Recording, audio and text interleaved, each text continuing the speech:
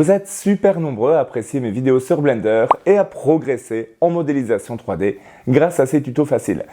Et sincèrement, ça me fait super plaisir de vous voir vous éclater autant et de vous voir autant progresser. Je vois d'ailleurs beaucoup de créations qui me sont envoyées sur Insta, etc. Et c'est toujours un plaisir de voir à quel point vous vous éclatez. Mais j'ai beaucoup de questions parfois qui sont relatives plutôt à la configuration de Blender et qui vous empêchent un peu de progresser ou qui font que parfois ça prend du temps, etc. Donc dans cette vidéo, ce que je te propose simplement, c'est de bien configurer Blender en fonction de ton ordinateur pour que tout puisse rouler. C'est parti! Ok, pour résoudre un petit peu les problèmes que vous pourriez éventuellement rencontrer pendant les tutoriels, etc. ou quand vous créez vous-même vos propres projets, eh bien on va partir ici sur un petit cube. Ce petit cube tout simple, vous voyez, j'ai appliqué un matériel ici. J'ai appliqué un matériau et ce matériel, c'est lequel? Eh bien simplement une petite couleur rouge. Et donc, on est parti, on s'assure ici qu'on est bien en Display Render Preview, qui nous permettra d'avoir du coup le rendu assez complet.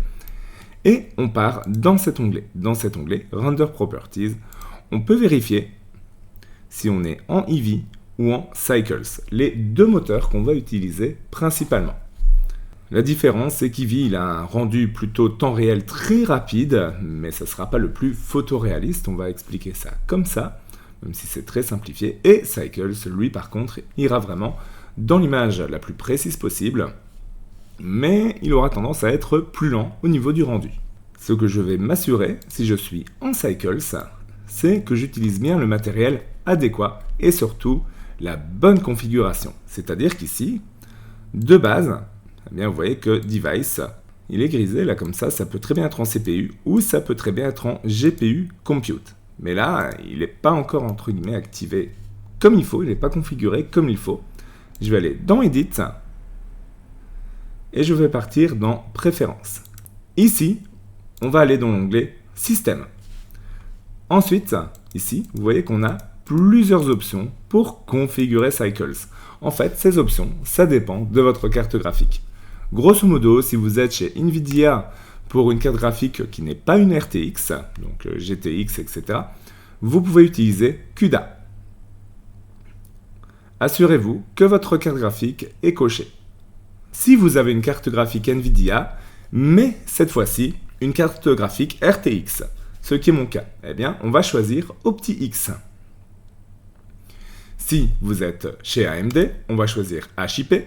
Et si vous êtes chez Intel avec les Intel Arc, on va choisir One API.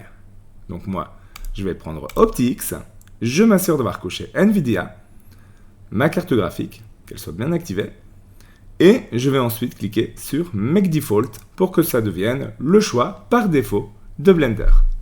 Assurez-vous ensuite qu'on est bien sur le rendu GPU quand on travaille sur Cycles. Ensuite, vous voyez ici, c'est beaucoup plus rapide. Vous voyez que le bruit qui apparaît ici et là, eh bien, il disparaît très rapidement. Donc, vous voyez que c'est beaucoup plus rapide à l'heure actuelle. Si je repasse en CPU, vous voyez que ça a tendance à être plus lent. Quand on fait un render, donc quand on rend l'image pour avoir une image 2D, voilà ici, render image, eh bien, on s'assure déjà premièrement que le rendu est terminé au moment d'enregistrer. Vous voyez ici, il vient de se terminer, mais ce n'était pas le cas il y a 2 secondes. Vous voyez qu'ici, il m'indique du temps restant. Voilà, là c'est disparu, le rendu est terminé. Eh bien, les modifications qu'on vient de faire ici se répercutent évidemment sur le rendu de l'image. Donc vous voyez un peu le gain de temps. Autre problème, c'est par rapport au clavier et à la souris. Alors là, plusieurs options. Premièrement, allez dans Edit, Préférences. Si vous n'avez pas de bouton central sur votre souris, ça peut arriver souvent sur les ordinateurs portables par exemple, eh bien simplement allez dans Input et cocher Emulate 3 Button Mouse.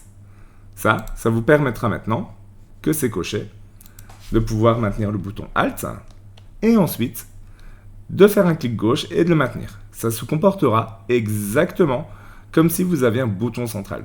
Deuxième option intéressante qui est d'ailleurs sur cet écran, c'est le Emulate Numpad. Ça vous permettra d'utiliser les boutons, on va dire normaux de votre clavier, ceux qui sont juste au-dessus de A, Z, E, R, donc les chiffres 1 jusqu'à 0, comme si c'était le pavé situé à droite. Donc si je coche ça, maintenant, je peux utiliser le bouton 1, 2, 3, etc. pour bouger ma caméra, comme si j'utilisais le pavé numérique. Ça peut être super utile. Pour certains, le bouton droit ne permet pas d'afficher le menu, mais a plutôt pour action de sélectionner. Alors à ce moment-là, allez dans Edit, Préférences, et dans Key Map, choisissez Select with Mouse Button et passez-le à Left. Maintenant, c'est censé fonctionner. Vous pouvez aussi vérifier que, ici, vous êtes bien dans Blender. Voilà, dans les nouveaux réglages, pas sur Blender 2.7 et ancien qui avait des réglages un peu différents. Encore un problème assez courant ici. Vous êtes en Object Mode, vous sélectionnez un mesh, par exemple ici votre cube, et directement le deuxième, que vous avez fait juste à côté, est sélectionné aussi. C'est bizarre, et quand vous le déplacez, eh bien ça déplace les deux en même temps. Ça, c'est parce que vous avez ajouté votre nouveau mesh, non pas en Object Mode, si j'en ajoute un ici, il n'y a pas de souci, vous voyez, il est totalement indépendant, mais vous avez fait ça, vous l'avez ajouté en Edit Mode, donc j'en sélectionne un, Edit Mode, vous voyez que j'ai ici aussi la possibilité d'ajouter de nouveaux meshs, sauf qu'ici, rien ne s'est ajouté ici à droite dans votre scène, juste ça fait partie, entre guillemets, de ce mesh-ci. Et si je viens en Object Mode, vous voyez bien que du coup, tout est le même. Pour ça, qu'est-ce qu'on peut faire? Eh bien, on passe en Edit Mode, ici, on vient sélectionner le mesh qu'on veut retirer. Voilà, moi j'ai sélectionné ça. Faites bien attention à tout sélectionner. Et ensuite, on va dans Mesh.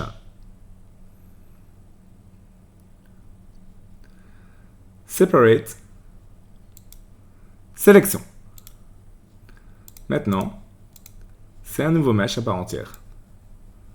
Bien sûr, je devrais faire ça une deuxième fois pour celui que j'ai ajouté ici. Mais c'est pour vous montrer comment on fait. Autre chose à présent, vous avez l'impression que votre objet n'est pas modifié, par exemple ici, avec une rotation, je vais dire normalement, mais autour d'un point, qui gravite comme ça autour d'un point. Eh bien ça, c'est parce que l'origine, ici, est placée là. Vous le voyez d'ailleurs à ce petit point qui est là.